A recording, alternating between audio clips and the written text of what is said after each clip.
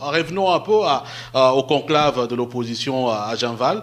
L'une des résolutions de ce conclave, c'est la mise en place d'un comité des sages. Les conférenciers ont reconnu à Étienne Tshisekedi, comment dire, ils ont lu une motion de remerciement, de reconnaissance pour sa lutte pour la démocratie. Ils l'ont placé à la tête d'un comité de sages. Alors vous, en apprenant ça, qu'est-ce que vous avez pensé?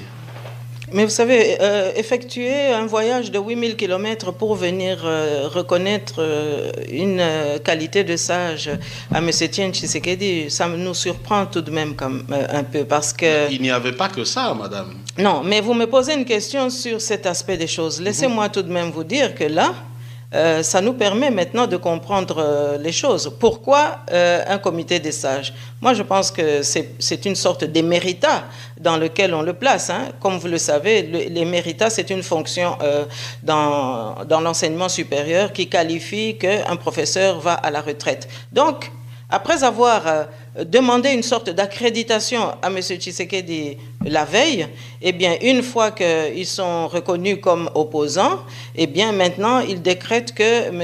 Étienne Tshisekedi, président des sages... Qui sont ceux-là qui sont reconnus comme opposants, mais vous accrédités par Tshisekedi? Mais non, je ne dis pas qu'il a accrédité, mais on a bien l'impression, dans cette improvisation, dans ce cafouillage qui a eu lieu à Genval, eh bien, beaucoup sont des dissidents du PPRD. Vous visez le G7 ?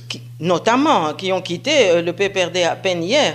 Et ils étaient au PPRD lorsque M. Étienne Tshisekedi souffrait encore avec nous des irrégularités, des imperfections, des massacres de nos populations, des fraudes électorales, etc. Et aujourd'hui, du jour au lendemain, ils viennent pour dire, voilà, qu'il est le président du comité des sages. Mais je vous rappelle ici que ce sont les mêmes qui, hier, au sein du PPRD et de la majorité présidentielle, avaient aussi désigné au Parlement présidente de la comité des sages, Jeannette Kabila. Hein? Donc, je ne sais pas très bien quels sont ces réflexes qui se répètent ici pour qu'on puisse désigner M. Étienne Tshisekedi, président des sages. En fait, c'est un comité de surveillance qu'on met autour de lui pour bien juguler la colère populaire, parce que l'article 64 est brandi à tout bout de champ, parce qu'on craint que toute cette population qui a encore les faveurs de M. Étienne Tshisekedi ne se révolte. Alors il faut donner l'impression qu'on cajole le patron. Mais maintenant, comment expliquez-vous que les mêmes que vous considérez sont venus pratiquement ceinturer M. Tshisekedi, mais eux aussi ils appellent à l'article 64? Oui, mais ils appellent à l'article 64 pour pousser les gens à prendre cette sympathie, en quelque sorte, une sorte de transfert d'onction qu'ils sont venus chercher en appelant M. Étienne Tshisekedi. Mais lorsque M. Étienne Tshisekedi criait à corps et à cri qu'il faut restituer la vérité des urnes, il n'avait pas entendu le cri de M. Étienne Tshisekedi. Et nous avions entendu ce cri-là. C'est comme ça que la diaspora s'était fortement mobilisée pour que l'impérium puisse être restitué à M. Étienne Tshisekedi. Ils n'en disent pas un mot d'excuse, il n'y a pas de repenti. C'est comme pour, excusez-moi, je vais devoir le citer parce que c'est quand même un cas que nous avons beaucoup souffert déjà du temps de la conférence nationale souveraine. Monsieur Kyungu aujourd'hui, qu'on voit arpenter les murs, soit de l'hôtel ou du logement de M. Étienne Tshisekedi, donc afficher une sorte de réconciliation, alors qu'il n'y a pas eu de repenti de sa part.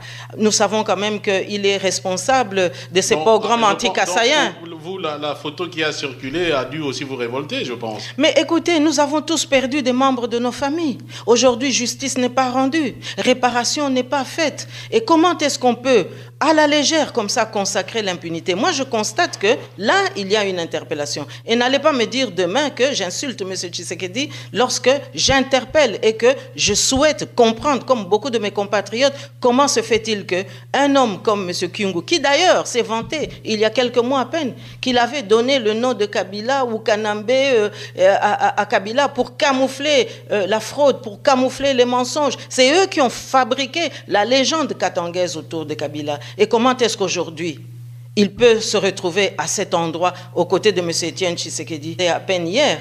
Et ils étaient au PPRD lorsque M. Étienne Tshisekedi souffrait encore avec nous des irrégularités, des imperfections, des massacres de nos populations, des fraudes électorales, etc. Et aujourd'hui, du jour au lendemain, ils viennent pour dire, voilà, qu'il est le président du comité des sages. Mais je vous rappelle ici que ce sont les mêmes qui, hier, au sein du PPRD et de la majorité présidentielle, avaient aussi désigné au Parlement, présidente de la comité des sages, Jeannette Kabila. Hein? Donc, je ne sais pas très bien quels sont ces réflexes qui se répètent ici pour qu'on puisse désigner M. Étienne Tshisekedi, président des sages. En fait, c'est un comité de surveillance qu'on met autour de lui pour bien juguler la colère populaire, parce que l'article 64 est brandi, Périum puisse être restitué à M. Étienne Tshisekedi. Ils n'en disent pas un mot d'excuse, il n'y a pas de repenti. C'est comme pour, excusez-moi, je vais devoir le citer, parce que c'est quand même un cas que nous avons beaucoup souffert déjà du temps de la conférence nationale souveraine. M. Kyungu, aujourd'hui, qu'on voit arpenter les murs, soit de l'hôtel ou du logement de M. Étienne Tshisekedi, donc afficher une sorte de réconciliation, alors qu'il n'y a pas eu de repenti de sa part. Nous savons quand même qu'il est responsable de ces pogroms anti-kassaïens. Vous, la photo qui a circulé a dû aussi vous révolter, je pense. Mais écoutez, nous avons tous perdu des membres de nos familles. Aujourd'hui, justice n'est pas rendue, réparation n'est pas faite. Et comment est-ce qu'on peut, à la légère, comme ça, consacrer l'impunité? Moi, je constate que là, il y a à tout bout de champ, parce qu'on craint que toute cette population qui a encore les faveurs de M. Étienne Tshisekedi ne se révolte. Alors, il faut donner l'impression qu'on cajole le patron. Mais maintenant, comment expliquez-vous que les mêmes que vous considérez sont venus pratiquement ceinturer M. Tshisekedi, mais eux aussi, ils appellent à l'article 64? Oui, mais ils appellent à l'article 64 pour pousser les gens à prendre cette sympathie, en quelque sorte, une sorte de transfert d'onction qu'ils sont venus chercher en appelant M. Étienne Tshisekedi. Mais lorsque M. Étienne Tshisekedi criait à corps et à cri qu'il faut restituer la vérité des urnes, il n'avait pas entendu le cri de M. Étienne Tshisekedi. Et nous avions entendu ce cri-là. C'est comme ça que la diaspora s'était fortement mobilisée pour que ça nous permet maintenant de comprendre les choses. Pourquoi un comité des sages? Moi, je pense que c'est une sorte d'éméritat dans lequel on le place. Hein. Comme vous le savez, l'éméritat, c'est une fonction dans l'enseignement supérieur qui qualifie qu'un professeur va à la retraite. Donc, après avoir demandé une sorte d'accréditation à M. Tshisekedi la veille, eh bien, une fois qu'ils sont reconnus comme opposants, eh bien, maintenant, ils décrètent que M. Étienne Tshisekedi, président des sages. Qui sont ceux-là qui sont reconnus comme opposants, mais vous accrédités par Tshisekedi? Mais non, je ne dis pas qu'il a accrédité, mais on a bien l'impression, dans cette improvisation, dans ce cafouillage qui a eu lieu à Genneval, eh bien, beaucoup sont des dissidents du PPRD. Vous visez le G7 notamment, qui ont quitté le PPRD. Revenons un peu au conclave de l'opposition à Genneval. L'une des résolutions de ce conclave, c'est la mise en place d'un comité des sages. Les conférenciers ont reconnu à Étienne Tshisekedi, comment dire, ils ont lu une motion de remerciement, de reconnaissance pour sa lutte pour la démocratie. Ils l'ont placé à la tête d'un comité de sages. Alors, vous, en apprenant ça, qu'est-ce que vous avez pensé?